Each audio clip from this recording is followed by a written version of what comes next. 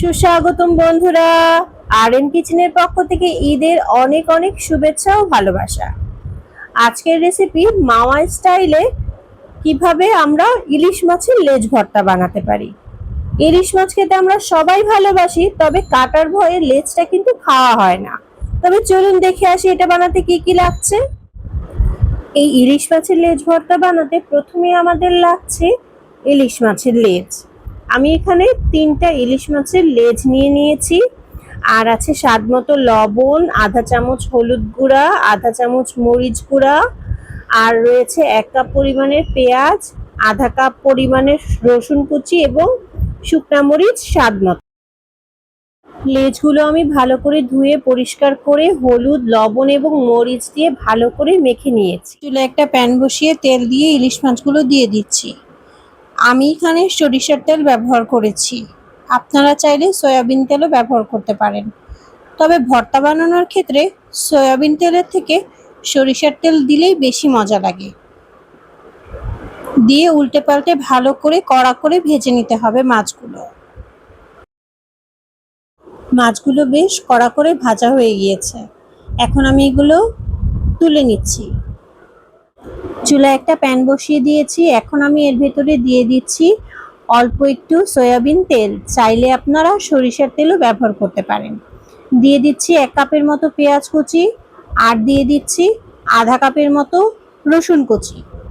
দিয়ে ভালো করে নরম করে ভেজে নিতে হবে। আপনারা চাইলে ভর্তা বানানোর ক্ষেত্রে শুধু কাঁচা পেঁয়াজ ব্যবহার করতে পারেন, তবে পেঁয়াজটা ভেজে নিলে স্বাদটা একটু বেশি আসে। একই প্যানে আমি এখন শুকনা মরিচ দিয়ে দিচ্ছি। দিয়ে লাল লাল করে ভালো করে মচমচা করে টেলে নিতে হবে।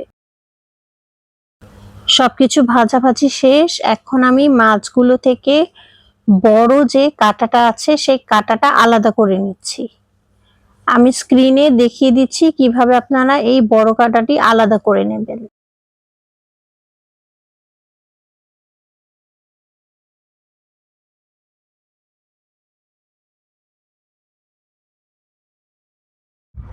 একটা কুটুনি বা হামানদিস্তা নিয়ে নিচ্ছি। এর ভিতরে আমি শুকনো মরিচগুলো দিয়ে দিচ্ছি। শুকনো মরিচগুলো দেওয়া হয়ে গেলে ভালো করে একটু কুটে নিতে হবে বা হামানদিস্তায় ভর্তা করে নিতে হবে। মরিচগুলো আমার মোটামুটি কোটা শেষ। এখন আমি একে একে মাছগুলো দিচ্ছি এবং আবারও হামানদিস্তার সাহায্যে বা কুটুনির সাহায্যে ভালো করে ভর্তা করে নিচ্ছি।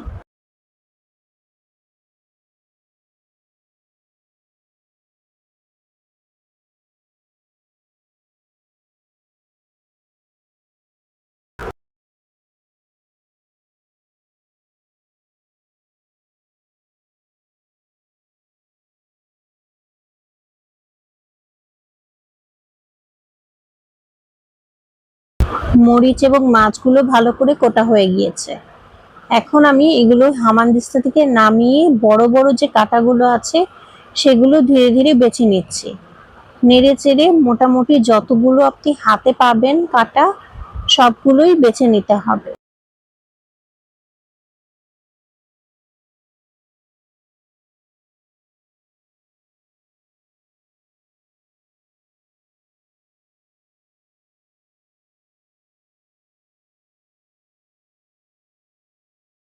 যতটুকু কাটা বাছা গিয়েছে সবটুকু আমি বেছে নিয়েছি।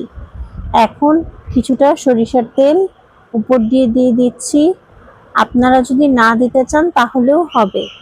আর এখন দিয়ে দিচ্ছি স্বাদ মতো লবণ, দিয়ে ভালো করে মাখিয়ে নিচ্ছি। তৈরি হয়ে গেল দারুণ মজাদার ইলিশ মাছের লেজ ভর্তা। কুরবানি ঈদের পরে মাংস খেতে খেতে যখন আমরা বোর হয়ে গেছি, তখন এই ধরনের ভর্তা হলে কিন্তু আর কিছুই লাগে না।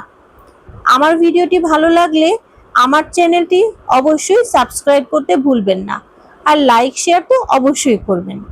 আজকের মতো এখানেই বিদায় নিচ্ছি। দেখা হয়ে যাবে নতুন কোনো রেসিপি নিয়ে। সবাই ভালো থাকবেন। আল্লাহ হাফেজ।